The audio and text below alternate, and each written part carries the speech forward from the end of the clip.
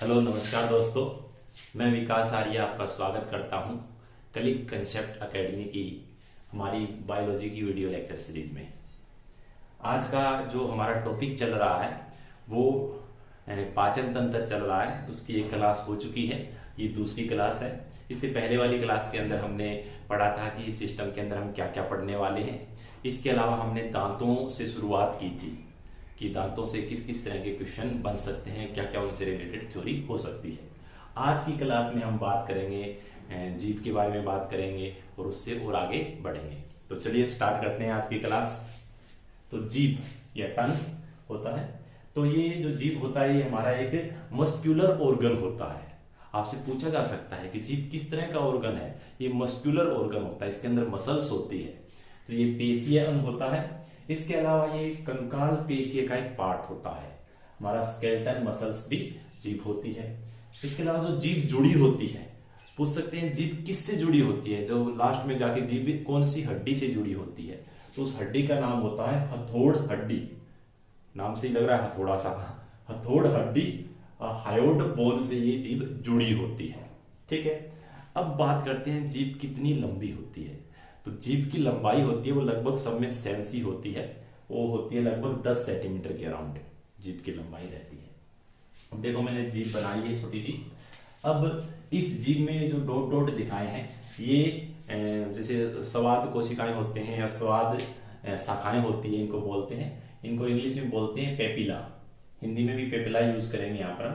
Papilla बोलते हैं इसको, डॉट्स को। इसके अंदर कुछ टेस्ट बड होती है, कुछ टेस्ट बड नहीं होती है। जरूरी नहीं सारी पेपिला टेस्ट बडी हो, ठीक है। इनको पेपिला बोलते हैं। और इसके अंदर क्या होता है जीभ के अंदर, ये जो जीभ के पीछे वाला पार्ट है एकदम लास्ट में जाकर, ठीक है, ये हमें बताता है कि जो जो चीज हम खा रहे हैं वो कड़वी है या नहीं। ठीक है, जो कड़वा स्वाद होता है वो ये वाला पार्ट हमको बताता है। इसके अलावा जो मीठा वाला स्वाद होता है वो ये आगे वाला पार्ट, तो जीभ होती है, जीभ के जो एकदम आगे वाला पार्ट होता है वो बताता है कि चीज मीठी है या नहीं है। मीठे वाला स्वाद हमें इस पार्ट से पता लगता है, कड़वे का पता हमें यहां से लगता है। और जो साइड में होते हैं, साइड में जो स्वाद की जो शाखाएं होती है वो बताती है खट्टे के बारे में, कोई भी चीज खट्टी है कि नहीं। और खट्टे के बारे में ये बताती है, साथ में जो नमकीन वगैरह होता है वो भी यहां से पता लग जाता है आपको, जो चीज नमकीन होती है उसके बारे में भी।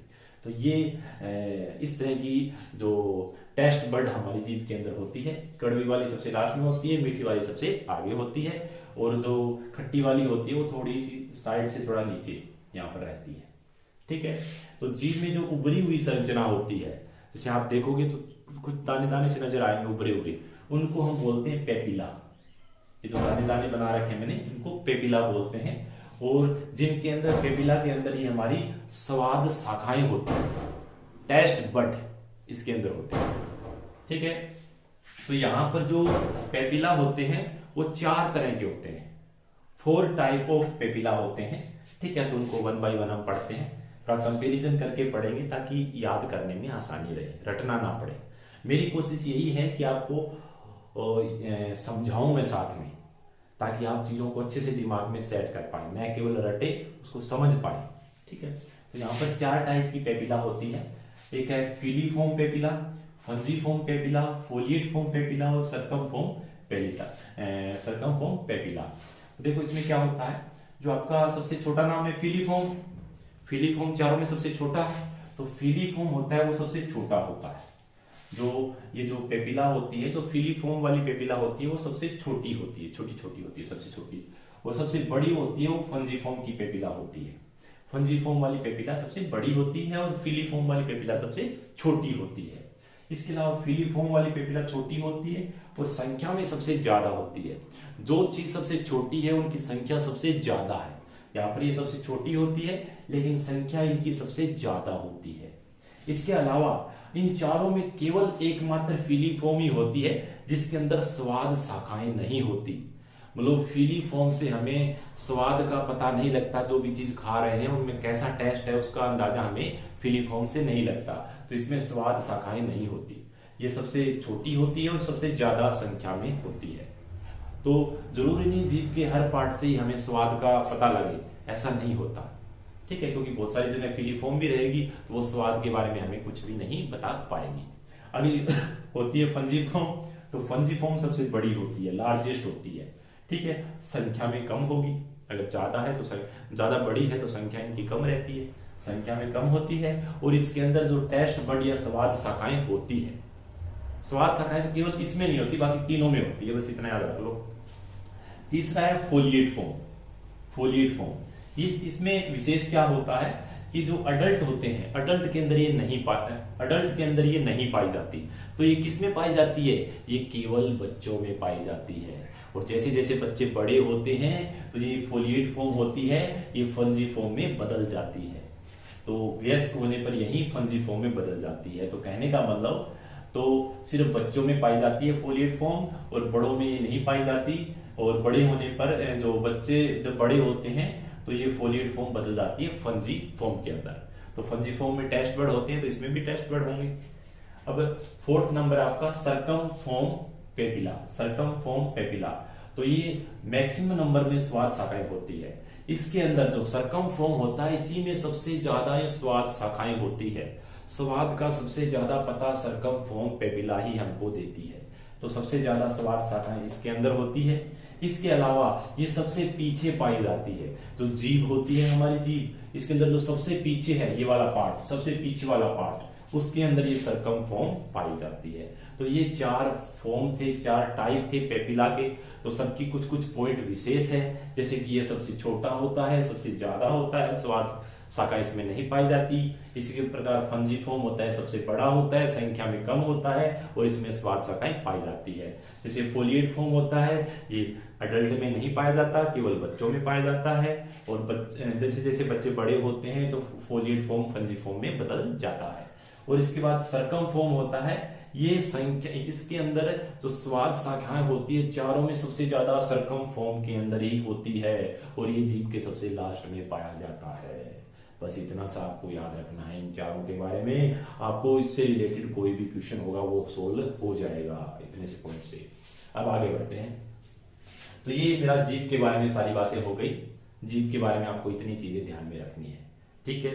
ये एनसीईआरटी का मैं निचोड़ निकाल कर लाया हूं यहाँ पर आपके लिए, ठीक है। अब बात करते हैं लारीय ग्रंथि। लारीय ग्रंथि को सलाइवरी ग्लैंड बोलेंगे हम। तो सबसे पहले बात करते हैं लार की, सलाइवा की। उसके अंदर क्या क्या होता है? तो लार होता है, उसका पीएच होता है 6.8। 6.8 का मतलब ये कैसा हुआ? ये एसिडिक नेचर का हुआ। अगर पीएच 7 से कम है तो एसिडिक होगा, 7 से ज्यादा है तो बेसिक होगा। तो जो खून होता है, खून की पीएच 7 से ज्यादा होती है, 7.5 के अराउंड होती है, तो वो बेसिक होता है। लेकिन यहाँ पर जो आपकी लार है, ठीक है, सलाइवा है, उसकी पीएच 6.8 होती है, ये एसिडिक होती है। ये बहुत इंपॉर्टेंट पॉइंट है, बहुत सारे एग्जाम में पूछा जाता है, ठीक है।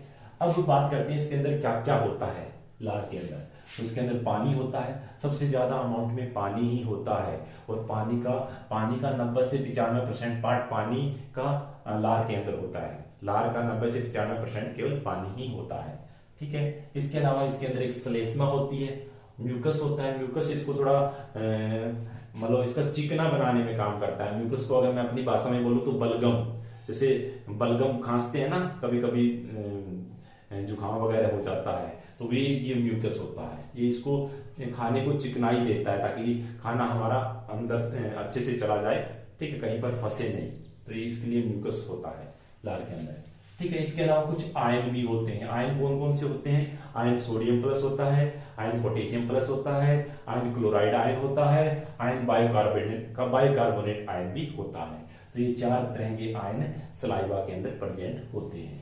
इसके अलावा सलाइवा के अंदर एंजाइम होते हैं। इसके अलावा लाइसोसोम होते हैं। अब एंजाइम कौन सा होता है? तो जो लार के अंदर जो एंजाइम होता है दोस्तों, वो होता है सलाइवरी अमाइलेज, ठीक है। लार है, सलाइवा है, सलाइवा के अंदर जो एंजाइम मिलेगा वो सलाइवरी अमाइलेज मिलेगा। और इसको एक और नाम से भी जानते हैं, आपको कोई दोनों में कोई सा भी नाम दिया जा सकता है।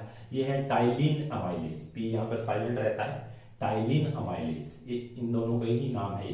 तो इस एंजाइम का ही 2 नाम है, सलाइवरी अमाइलेज और टाइलिन अमाइलेज। तो ये काम क्या करता है? ये जो स्टार्च होता है, स्टार्च का पाचन करता है। स्टार्च किसके अंदर होता है? जब हम खाना खाते हैं तो खाने के अंदर स्टार्च होता है, और स्टार्च को पाचन करने का मतलब स्टार्च को छोटे पार्ट में तोड़ने का काम ये वाला एंजाइम करता है। ठीक है, तो जो स्टार्च होता है, स्टार्च को जब ये एंजाइम मिलेगा तो ये छोटे पार्ट में टूट जाएगा, माल्टोज में टूट जाएगा, और माल्टोज बना होता है आपका ग्लूकोज प्लस ग्लूकोज से। तो ग्लूकोज और ग्लूकोज को मिलाएंगे तो माल्टोज बनेगा, और बहुत सारी माल्टोज को मिलाएंगे तो आपका स्टार्च बनेगा। ठीक है, तो ये एंजाइम इसको ब्रेक डाउन करने का काम करता है।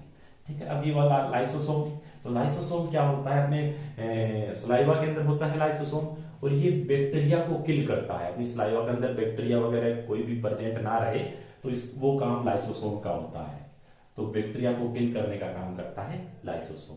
तो ये सारी चीजें होती है सलाइवा के अंदर। ठीक है, अब यहाँ पर नोट लगा के एक पॉइंट लिखा है मैंने कि जो सलाइवा होती है और जो फूड होता है, उन दोनों को अगर एक साथ कोई नाम देना चाहूं तो वो होता है बोलस, BOLUS, बोलस। तो अगर आपसे एग्जाम में पूछा जाए कि बोलस से क्या मतलब है, बोलस का क्या मीनिंग है, तो बोलस का मतलब होता है कि पचित और अपचित भोजन जो लार के साथ घुला होता है उसी को हम बोलस बोलते हैं। मतलब इसमें थोड़ा बहुत पचित भी होगा, थोड़ा बहुत अपचित भी होगा, और लार के साथ मिक्स हुआ होगा, उसी को हम बोलस बोलेंगे। ठीक है जी, अब बात करते हैं जो हमारी सलाइवरी ग्लैंड थी वो कितने प्रकार की होती है। तो यहाँ पर सलाइवरी ग्लैंड या लारीय ग्रंथि होती है वो 3 तरह की होती है, और 3 कौन कौन सी होती है और उनमें क्या क्या विशेष बातें होती है उसको हम पढ़ते हैं। तो तीनों के नाम है, एक पहली होती है कि पैरोटिड सलाइवरी ग्लैंड, दूसरी होती है सबलिंगुअल सलाइवरी ग्लैंड, और तीसरी सब मैंडिबुलर सलाइवर ग्लैंड। ठीक है जी, अब तीनों को रिलेट करके पढ़ेंगे ताकि समझने में आसानी रहे। पहली है पैरोटिड सलाइवरी ग्लैंड, तो ये सबसे बड़ी होती है। पैरोटिड सलाइवरी ग्लैंड होती है, सबसे बड़ी होती है, लार्जेस्ट होती है, सबसे ज्यादा सलाइवा इसी के अंदर हमें बनती है। ठीक है, लार्जेस्ट होती है, और ये कान के पास होती है। जो पैरोटिड सलाइवरी ग्लैंड होती है ये कान के पास होती है। सॉरी, एक पॉइंट मैं बता दूं, ये सबसे बड़ी होती है, सबसे ज्यादा सलाइवा इसके अंदर नहीं बनती, ये सबसे बड़ी होती है, साइज में सबसे बड़ी होती है। ठीक है, और सबसे छोटी कौन सी होती है? जो सब लैंग्वेज होती है वो सबसे छोटी होती है, साइज में सबसे बड़ी होती है पैरोटिड, सबसे छोटी होती है सब लैंग्वेज। ये कान के पास होती है और सब लैंग्वेज होती है जीभ के पीछे, बिलो टंग, जो जीभ है उसके पीछे होती है। तो जीभ के पीछे से जो सलाइवा आती है वो इसके थ्रू आती है। ठीक है, ये कान के पास होती है। जो पैरोटिड सलाइवरी ग्लैंड है इनकी संख्या 2 होती है। कान कितने होते हैं? 2, तो आपसे 2 पैरोटिड सलाइवरी ग्लैंड भी वहां पर रहेगी। ठीक है, ये सबसे बड़ी है, कान के पास है, और इनकी संख्या 2 होती है। सब लैंग्वेज होती है वो सबसे छोटी होती है, जीभ के पीछे होती है। और लास्ट है आपका सब मैंडिबुलर। सब मैंडिबुलर जो सलाइवरी ग्लैंड होती है ये नीचे वाले जबड़े के पीछे होती है। जो नीचे वाला जबड़ा होता है ना, नीचे वाला जबड़ा इसके पीछे होती है, वहां से सलाइवा प्रोड्यूस करती है। और जो 70 से 75% सलाइवा होती है वो सब मैंडिबुलर से ही बनती है। तो सबसे ज्यादा कहां से बनती है सलाइवा? सबसे ज्यादा सब मैंडिबुलर ही सलाइवा प्रोड्यूस करती है, जो रहती है नीचे वाले जबड़े के पीछे। तो टोटल सलाइवा का 70 से 75% आपको सब मैंडिबुलर ही बनाती है। तो ये जो 3 ग्रंथियां थी यही सलाइवा प्रोड्यूस करने का काम करती है। तो ये हमने लारीय ग्रंथि और लार के बारे में सारी बातें पढ़ी है। अब हम पढ़ेंगे उसके आगे, थोड़ा कैमरे को मैं घुमा देता हूं, 1 मिनट। आप इसका स्क्रीनशॉट लेना चाहें तो ले सकते हैं।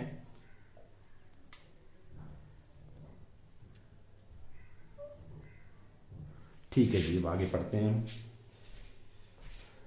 ठीक है, अब है आपका भोजन नलिका। तो देखा हमने माउथ कैविटी पढ़ा, माउथ कैविटी के अंदर टीथ पढ़ा, टीथ के बाद जीभ पढ़ी, जीभ पढ़ने के बाद हमने सलाइवा के बारे में पढ़ा, सलाइवरी ग्लैंड के बारे में पढ़ा।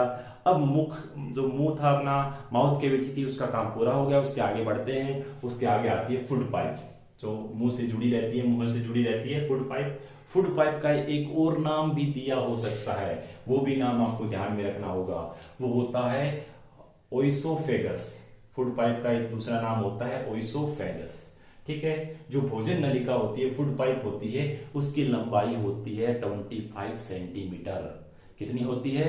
25 सेंटीमीटर होती है फूड पाइप की लंबाई। यहां पर याद रखना 25 सेंटीमीटर है, मीटर नहीं है यहाँ पर। ठीक है। और इसके अंदर कोई भी डाइजेस्टिव ग्लैंड नहीं होता, मतलब इसमें भोजन को पचाने वाले कोई भी कारक मौजूद नहीं होते, ग्लैंड नहीं होते, नो डाइजेस्टिव ग्लैंड। इसके अलावा ये म्यूकस बनाती है, म्यूकस कोई बलगम, ठीक है, बलगम इसके अंदर बनता है ताकि भोजन एक चिकनाई के साथ नीचे चला जाए, कहीं फंसे नहीं, ठीक है, ये म्यूकस बनाती है। और इसके अंदर जो मूवमेंट होता है भोजन का, उस मूवमेंट को एक स्पेशल नाम देते हैं, हिंदी में बोलते हैं उसको कर्माकुचन, या इंग्लिश में बोलते हैं पेरिस्टोलसिस मूवमेंट, पेरिस्टोलसिस मूवमेंट। भोजन एक स्पेशल मूवमेंट के थ्रू नीचे जाता है। वो मूवमेंट क्या होता है, जैसे कि यहाँ पर खाना आया, खाना आने के बाद ये ओपन हो जाएगी, ठीक है, ये ओपन हो जाएगी, ये थोड़ी फैल जाएगी तो खाना नीचे चला जाएगा, ऊपर वाली थोड़ी सिकुड़ जाएगी, फिर नीचे वाली थोड़ी फैल जाएगी, फिर ऊपर वाली को थोड़ा सिकुड़ जाएगी। इस तरह से खाना ऊपर से नीचे जाता रहता है, ठीक है। तो जहां से खाना गुजरेगा वो वाली पाइप है वो थोड़ी सी फैल जाएगी और उसके ऊपर वाली पाइप थोड़ी सी सिकुड़ जाएगी, जिससे खाना आगे की तरफ खिसक जाएगा, ठीक है। उस मोमेंट को बोलते हैं कर्माकुचन मोमेंट या पेरिस्टोलसिस मोमेंट। तो जो फूड फॉर्म होता है वो मुंह से पेट तक इस मोमेंट के थ्रू पहुंचता है, ठीक है जी।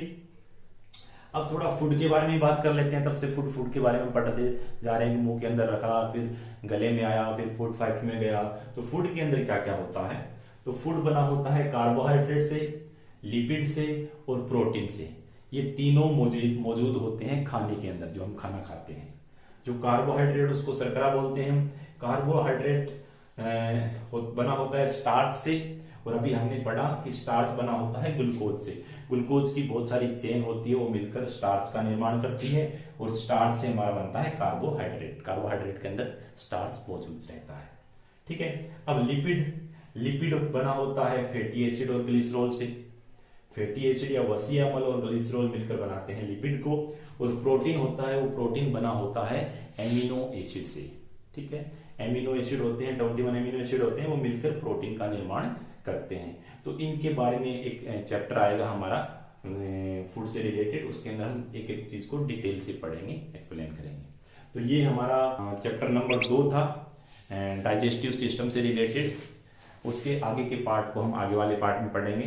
जैसे पेट बच गया हमारा, स्मॉल इंटेस्टाइन बच गया, लार्ज इंटेस्टाइन बच गया, ठीक है। वो सारे जो भी पार्ट है पाचन तंत्र से रिलेटेड वो अगले वीडियो में पढ़ेंगे। तो आपको हमें फीडबैक दीजिए, आपको कैसा लगा हमारा पढ़ाया हुआ, ठीक है। कहीं पर भी कोई डाउट आ रहा है तो हमको बताइए, और कौन कौन से टॉपिकों पर आपको वीडियो चाहिए वो भी आप हमको कमेंट बॉक्स में बता सकते हैं। धन्यवाद आपका हमारे साथ बने रहने के लिए। Thank you.